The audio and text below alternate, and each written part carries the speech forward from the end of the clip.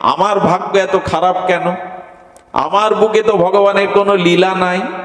পতন হবে না, স্খলন হবে না, মানুষ প্রকৃত অর্থে নিজেকে উদ্ধার করতে পারবে। উদ্ধারে তো আত্মনা ন আত্মা অবসাদয়ের। এই জন্য শাস্ত্র বলছেন, প্রবৃত্তির পথে, পাপের পথে, অধর্মের পথে, দেহ ভোগের পথে যদি যাও, সমূহ বিপদ, অকল্যাণ তোমাকে বরণ করবার জন্য, সংবর্ধনা দেওয়ার জন্য অপেক্ষা করছে জীবনে। আমাদের জীবনে কল্যাণ নাই কেন, মঙ্গল নাই কেন? তার একটাই কারণ, আমরা আমাদের প্রবৃত্তি বৃত্তিকে নিম্নগামী করেছি, অসৎকে নিরোধ করে, আর আমাদের মনের গতিকে নিম্ন প্রবাহিনী থেকে উৎসমুখী করতে পারিনি। যতদিন না পারা যাবে ততদিন সংকট, বিপদ, জরা, ব্যাধি, মৃত্যু, অভিশাপ, এর থেকে কারো নিষ্কৃতি নাই। এই জন্য বললেন, ধর্ম ফিরে এসো। অধর্মের পথ প্রবৃত্তির পথ, অধর্মের পথ বিপদ সংকুলের পথ, ফিরে এসো। তবে অধর্মের পথটা সহজ, ধর্মের পথটা জটিল এবং কঠিন। কঠিন এই জন্য, আপনাকে যদি প্রশ্ন করা হয় আপনি জীবনে খুব কঠিন পরীক্ষার মধ্যে দিয়ে, কঠোরতার মধ্যে দিয়ে জীবনের পথ অতিক্রান্ত হতে চান, না খুব সহজ সরল পথে অতিক্রান্ত হতে চান? এক সাধুকে প্রশ্ন করা হলো, 80 কিলোমিটার পথযাত্রা, 10 কিলোমিটার পথে ফুলের বিছানা, ফুলের পাপড়ি দিয়ে বিছানা করা আছে 10 কিলোমিটার, সামনের 70 কিলোমিটার পথে কাটা। আরেকটি পথে আছে 10 কিলোমিটার কাটা এবং 70 কিলোমিটার আর নিষ্কণ্টক সরস পথ। তুমি কোন পথে যাবে? সাধারণত মানুষ প্রথম 10 কিলোমিটার যেটা ফুল বিছানো আছে ওই পথেই যেতে চাইবে, কিন্তু পরের 70 কিলোমিটার যে কণ্টকীর্ণ, চলতে পারবে না। এই পরিণামের হিসাব না করে আপাত মধুর, আপাত জীবনের প্রাপ্তি, আপাত সুখের পথেই মানুষ এখন ছুটে চলেছে। আপাত সুখ যাতে হয়, পরিণামে কি হবে? 10 কিলোমিটার ফুলের বিছানা দিয়ে গিয়ে 70 কিলোমিটার তাকে কণ্টকাকীর্ণ রক্ত ঝরাতে হবে। কিন্তু প্রথম 10 কিলোমিটার যদি কণ্টকাকীর্ণ পার হতে পারেন, পরের 70 কিলোমিটার আপনার জন্য মসৃণ সরল পথ। কোন মানুষকে প্রশ্ন করবেন, জীবনের কঠিনতার মধ্যে দিয়ে, পরীক্ষার মধ্যে দিয়ে, যন্ত্রণার মধ্যে দিয়ে যেতে চাও, না সরলতার মধ্যে দিয়ে যেতে চাও, বাধা বিহীন যেতে চাও? প্রথমেই মানুষ বলবে, আমি বাধাবিহীন সরল পথেই যেতে চাই। তাহলে আপনি ধর্ম করতে পারবেন না, নিজেকে উদ্ধার করতে পারবেন না। ছোট একটা দৃষ্টান্ত দেই। এখানে যারা পাঠ শুনতে এসছেন, তাদের যদি বলা হয় ব্রাহ্ম মুহূর্তে উঠে কাল ভগবানের মঙ্গল আরতিটা দেবেন, রাত 3:30টায় উঠে স্নান করে তিলকমালা নিয়ে মঙ্গল আরতি দেবেন, এই পথটা আপনার কাছে কঠিন হবে।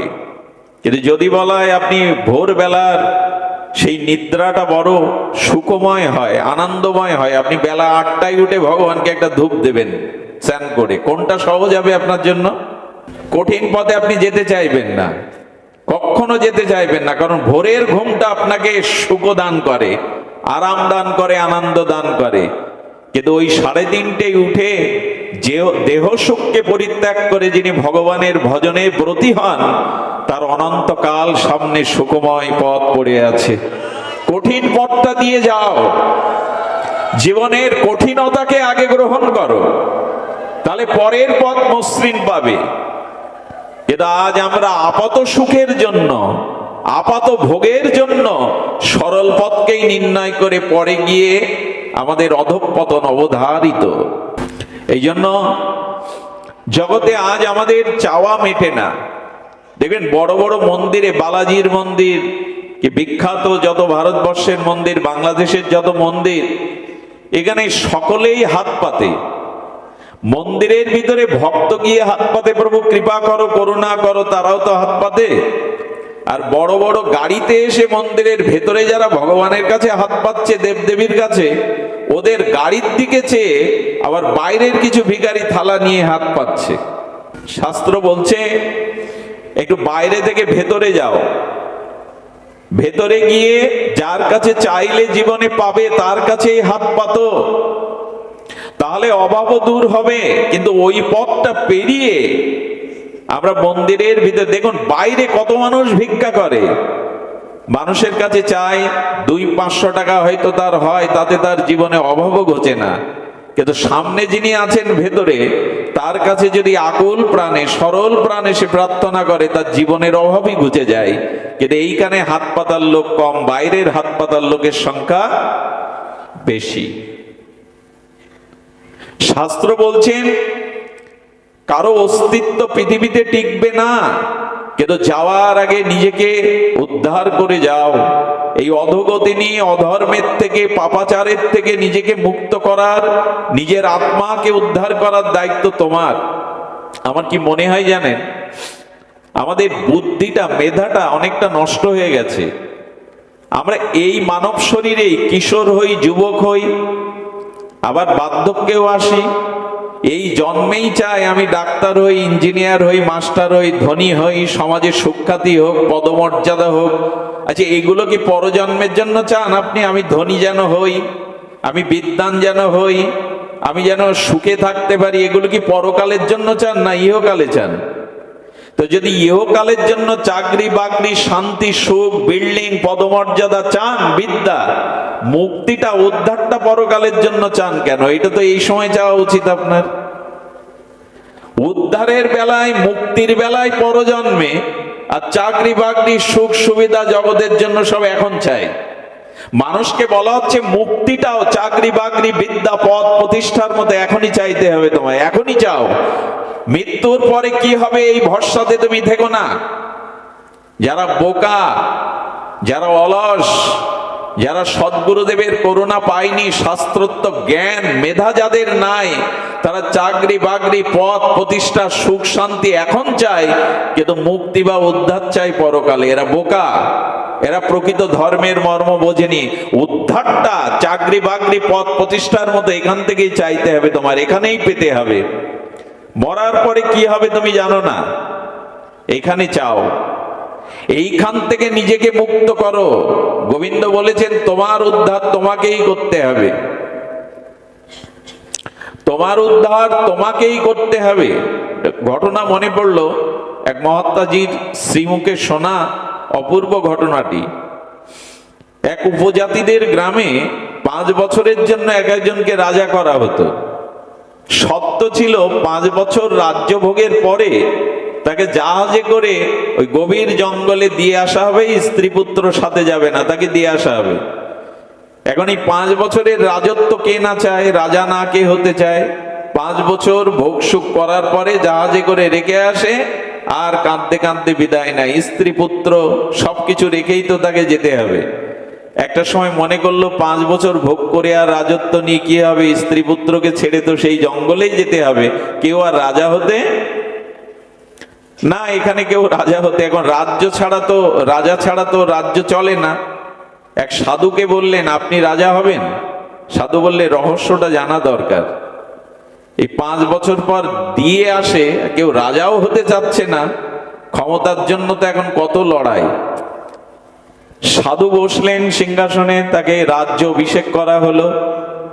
1 মাস যেতে পারেনি, তিনি জাহাজ ভাড়া করে কিছু সেনা বা লোকজন নিয়ে মনোমত ওই জাহাজ করে ওপারে গেলেন, যাদের রেখে আসা হয়। উনি শুরু করে দিয়েছেন ওনার গবেষণা।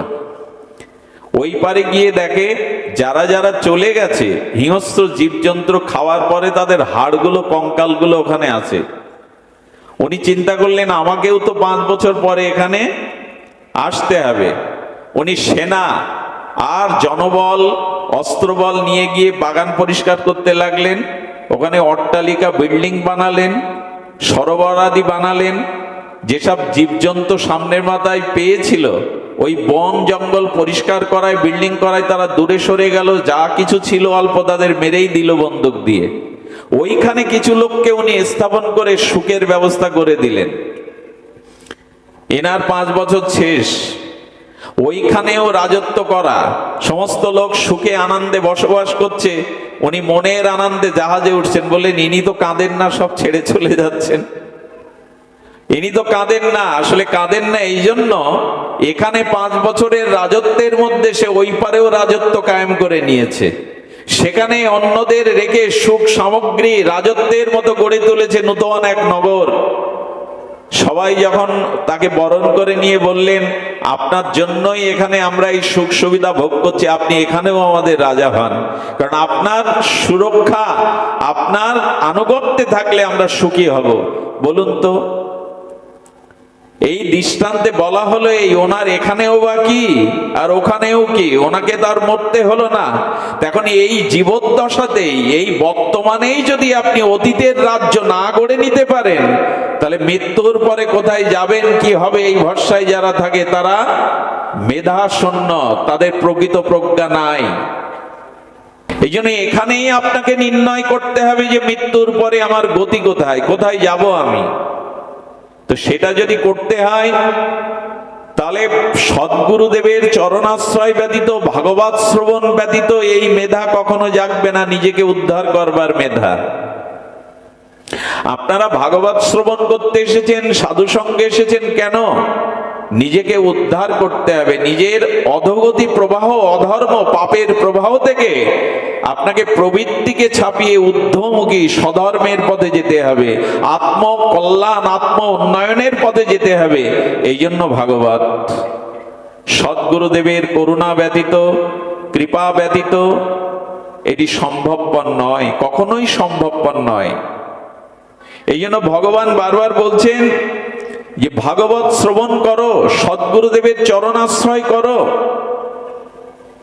দেখুন, আমি আপনাদের একটা কথা বলতে পারি, জীবনের জ্বালা যন্ত্রণা, জীবনের যত বিকার, জীবনের যত দুঃখ তাপ, এগুলি ভুলবার একটাই মাত্র জায়গা, সাধু সঙ্গ, হরিকথাতে যতক্ষণ আমরা থাকি ততক্ষণ এই বিকার থাকে না। মানুষ এখানে কেন আসে? আসে যে সাধু সঙ্গ, হরিকথায় রত থাকলে মনের বিকার থাকে না। এখানে কারো মনে অসৎ চিন্তা করবার তার ভাবনাটাই হারিয়ে ফেলবে। যতক্ষণ মানুষ এখানে থাকে তার অন্তরের ত্রিতাপ জ্বালা, সংসার জ্বালা, যন্ত্রণা, এগুলো তাকে অভিভূত করতে পারে না। এর প্রমাণ আপনারাই। সাধু সঙ্গ এবং ভগবত শ্রবণের মহিমাই হলো এটা, আমার মনের বিকারকে দূর করে দেয়, আমার ভেতরে তাপ, যন্ত্রণা, অভিশাপকে মুক্ত করে নিরাবিল পরমানন্দ জাগিয়ে দেয় হৃদয়ে। এই জন্য হরিকথা, এই জন্য সাধু সঙ্গ, এটি করতেই হবে। দেখুন, আমাদের দক্ষিণ ভারত একটি প্রসিদ্ধ স্থান ভারতবর্ষের, মহাপ্রভু নিজে গিয়েছিলেন দক্ষিণ ভারতে। এই দক্ষিণ ভারতে এক নাম নামক একজন মহাত্মা ছিলেন, ভজনানন্দী সিদ্ধ মহাপুরুষ। উনি ব্যাসগদিতে, ব্যাসপীঠে বসে বিকালবেলা প্রবচন করতেন ভাগবত। তো এই প্রজন্মের কিছু যুবকরা আছে যারা নাস্তিক্যবাদের দ্বারা, অবিশ্বাসের দ্বারা, অশ্রদ্ধার দ্বারা সাধু, গুরু, বৈষ্ণব, ভগবান এদের কাছে উপেক্ষার বিষয়, তর্কের বিষয়, পরীক্ষার বিষয়। অনেকটা এরা নাস্তিক। এই যুবকরা করেছে কি, সাধুদের ওখানে ভালো ভালো মায়েরা আসে পাঠ শুনতে, ওরা যদি কিছু চিন্তাই করতে পারে, মায়েদের কিছু রূপ দেখে ওদের আত্মতৃপ্তি হয়, ওরা 3-4 জন এসে বসেছে। নাস্তিক, তারা ভগবানের কথা শুনতে আসেনি। দেখছেন সামনে এক মাতাজি বসেছে, পুরো আসরটাকে আলো করে, তার রূপের ছটায় চারিদিকে আলোকিত হয়ে গেছে। উনি লক্ষ্য করছেন ভাগবত প্রবক্তা মহাত্মা এক নাম, এই মহাত্মা ভজনানন্দী মহাপুরুষ ওই মায়ের দিকে তাকিয়ে বেশিক্ষণ ভাগবতটা বলছেন, আর মা ওনার দিকে তাকিয়ে আছেন। ওদের সন্নিগ্ধ চিত্ত, ওদের কলুষিত মন দুর্বলতা ভেবে নিল এবং তার রূপ দেখে এরাও মোহিত হয়ে গেল। অপেক্ষা করছে পাঠ শেষে এই নারীটা কোন দিকে যায়। সবাই চলে গেল, মাটি এক নাম বাবাকে প্রণাম করে আশীর্বাদ নিয়ে একলা চলতে শুরু করলো, ওরও পিছনে লাগলো। আপনারা জানেন দক্ষিণ ভারতে বিখ্যাত নদী হলো গোদাবরী। এই গোদাবরী তীরে এই মহাপ্রভু রায় রামানন্দের সাথে মিলন হয়েছিল। এই পূর্ণতোয়া গোদাবরীর তীরে যেই এসেছে, ওখানে ফাঁকা জায়গা দেখে বলছে, সুন্দরী, সামনে নদী আর কত দূর যাবে, এসো আমাদের সঙ্গ দাও, আমাদের কাছেই আনন্দ, ভাগবত শুনে আর কি আনন্দ পাবে, এসো। ওরা যখন ধরতে গেছে, উনি কানে আঙুল দিয়ে গোদাবরীর গলা সমান জলে ডুব দিলেন। কিন্তু আর উঠলেন না। আধা ঘন্টা দাঁড়ানোর পরে ওদের ভীতি হলো, আমাদের কারণে যদি এই আত্মহত্যার আরোপ লাগে আমাদের উপরে, আমাদের তো জেলে যেতে হবে। উনি উঠলেন না, ভাবলেন আমাদের এই কথা সহ্য না করতে পেরে হয়তো উনি আত্মহত্যাই করেছেন, সাঁতার জানেন না।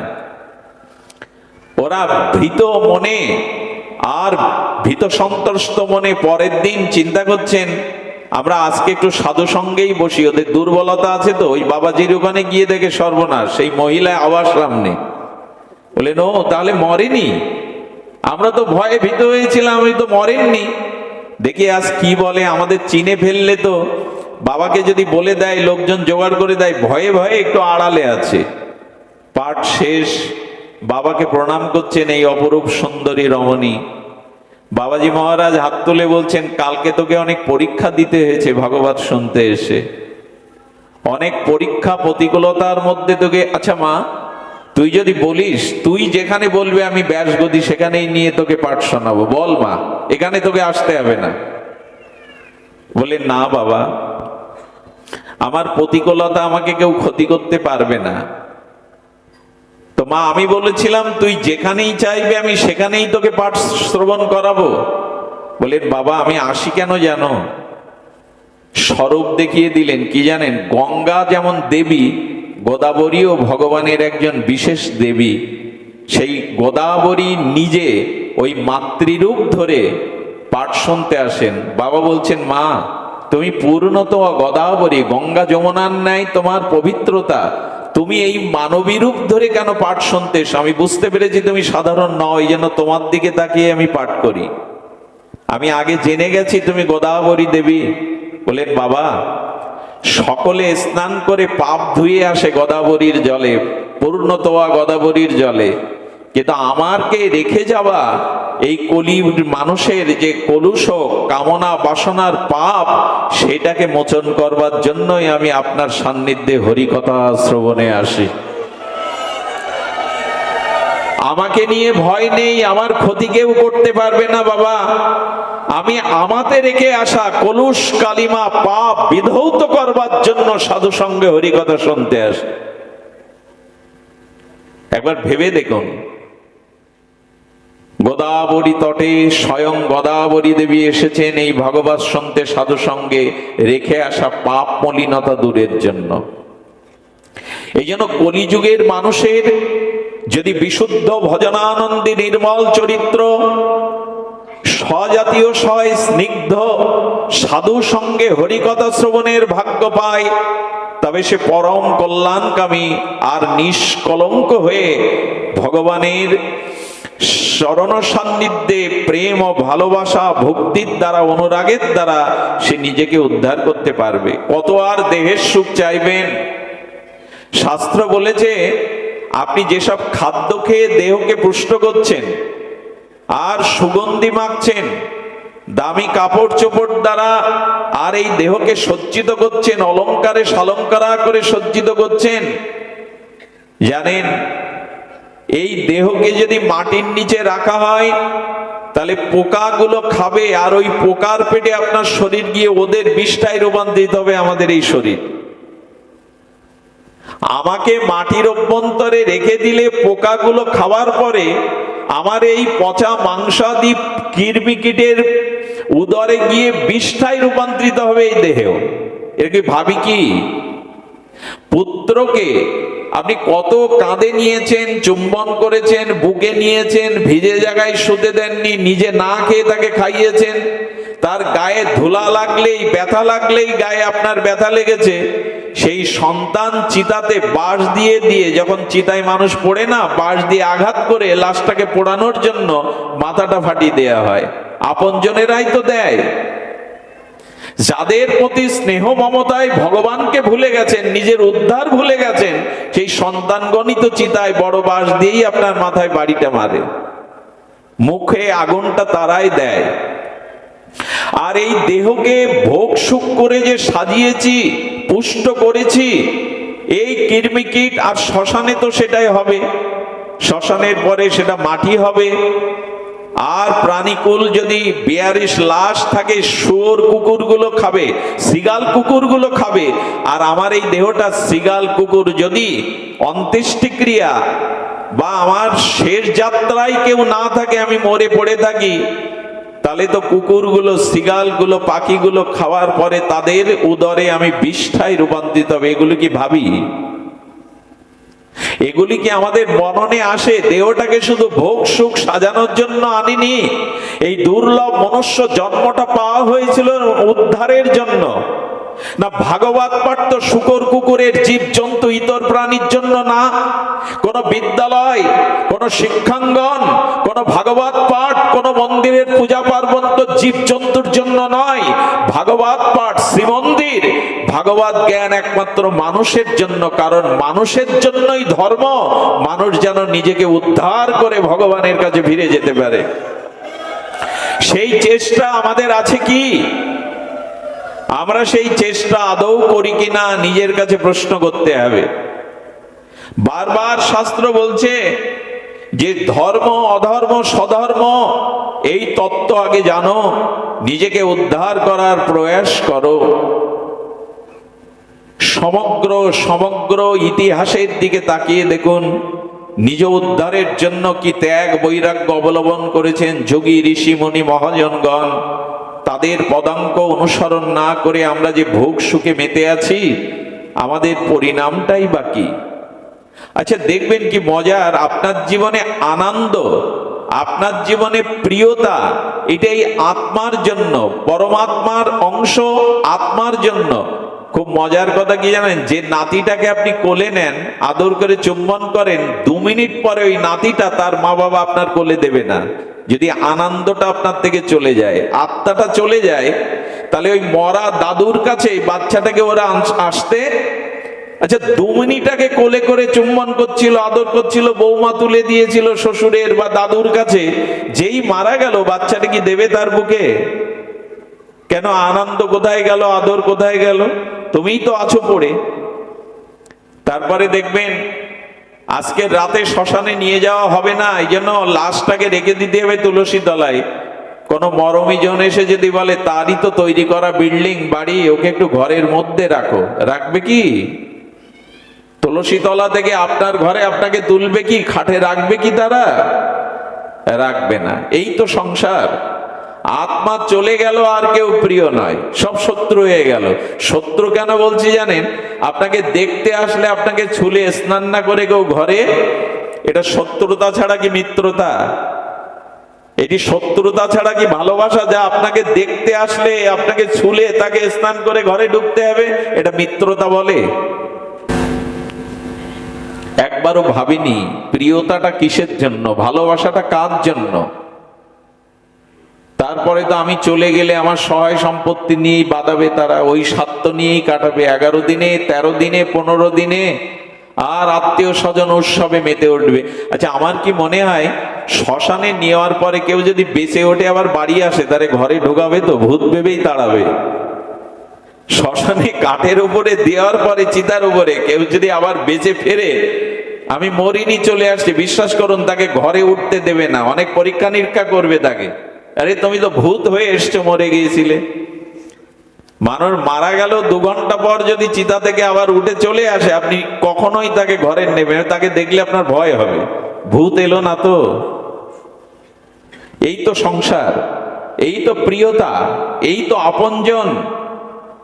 এই জন্য ভগবান বলছেন এই সংসার তোমার নয়, এখানে প্রকৃত অর্থে কেউ তোমার মরমী নয়, দরদি নয়, কেউ তোমার সাথীও নয়। আমি আগেও বলেছি, জন্মেছেন একা, পিতা মাতা বউ ছেলে মেয়ে একসাথে জন্মেছি কি আমরা? মরার সময় এরা সবাই আমার সাথে মরবে তো? সাথে এলো না, সাথে গেল না, মাঝখানের দিনগুলোতে এদের জন্যই আপনি ভগবানকে ভুলে গেলেন, নিজের উদ্ধারের কথা ভুলে গেলেন, ভোগ সুখে মেতে উঠলেন। এরা সাথী নয় আপনার।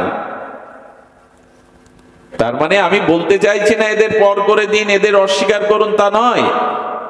আপনি এদের প্রতি বিচার করুন, এদের প্রতি ন্যায়পরায়ণ হন, এদের প্রতি কর্তব্য পালন করুন, কিন্তু ভগবানকেই একমাত্র আপন ভাবুন, ভগবানকেই জীবনের একমাত্র প্রিয় ভাবুন। অন্য কেউ না আপনার প্রিয় হতে পারে না।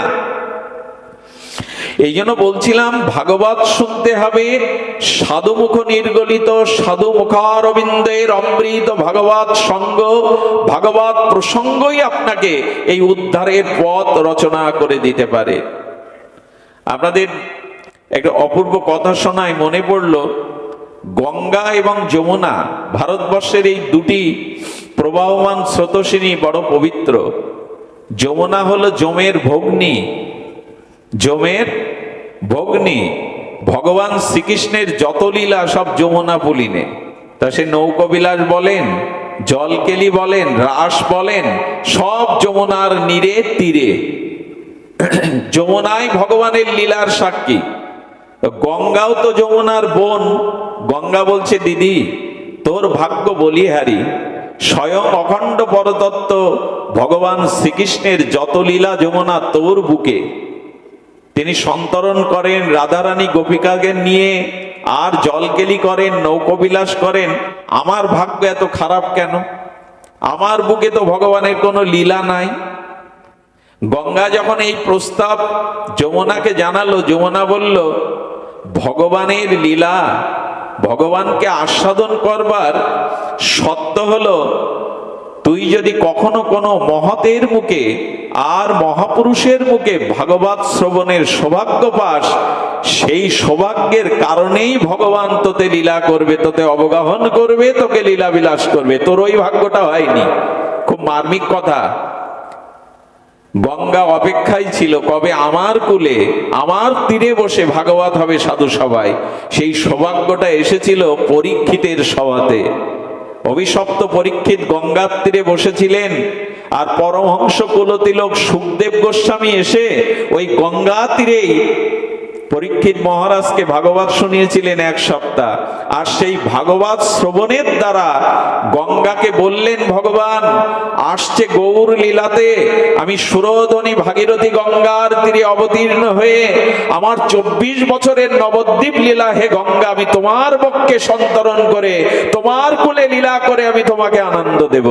যতদিন গঙ্গা ভাগবত শ্রবণ করেনি, ততদিন ভগবানেও লীলা করতে সেখানে আসেননি। এই জন্য শুদ্ধ মহত মুখারবিন্দর মুখে ভাগবত শ্রবণী জীবের একমাত্র ভক্তি প্রাপ্তির উপায়। আচ্ছা, এখানে একটা কথা আসে, এই যে জন্ম মৃত্যু জরা ব্যাধি, এর থেকে মুক্ত কে করতে পারে আপনাকে? আমি একটা প্রশ্ন করছি আপনাদের কাছে। এই যে জন্ম মৃত্যু জরা ব্যাধির আবর্তন, যুগ যুগান্তর, কল্প থেকে কল্প আপনি কর্মভোগের প্রারব্ধ দুঃখ, জন্ম মৃত্যু জরা ব্যাধি ভোগ করছেন, এর থেকে কে মুক্তি দিতে পারে? ভগবান। কে মুক্ত করবে আপনাকে? ভগবান নয়। আচ্ছা, দেবতারা, বিভিন্ন মন্দিরে আমরা দেবদেবীর পূজা করি, করতে হবে, এটা সনাতন রীতি। দেবতারা ভগবানের অংশ। দেবতারা আপনাকে মুক্তি দিতে পারবে? এটা কথা বলতে হবে।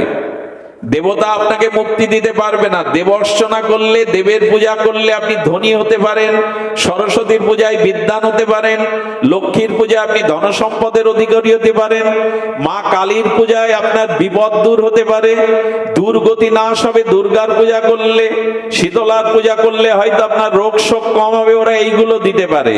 কিন্তু মুক্তি দেওয়ার ক্ষমতা দেবদেবীর। এটা খুব বলিষ্ঠ ভাবে বলা যায়, ওদের এই ক্ষমতা নেই মুক্তি করবার আপনাকে। এই জন্ম মৃত্যু জরা ব্যাধি সংসার থেকে দেবতারা আপনাকে মুক্তি করতে পারবে না। আচ্ছা, পিতা মাতা, আমাদের এই জগতের গুরু কারা? দেবদেবী কারা? পিতা মাতা আমাকে মুক্তি দিতে পারবে জন্ম মৃত্যু থেকে? যাব কোথায়? কার কাছে যাব? যিনি আমাকে এই জন্ম মৃত্যু চক্র থেকে চিরকালের মতো মুক্তি দিতে পারেন। এর একমাত্র আশ্রয় হলো সদ্গুরু আর সৎ বৈষ্ণবের চরণ আশ্রয়।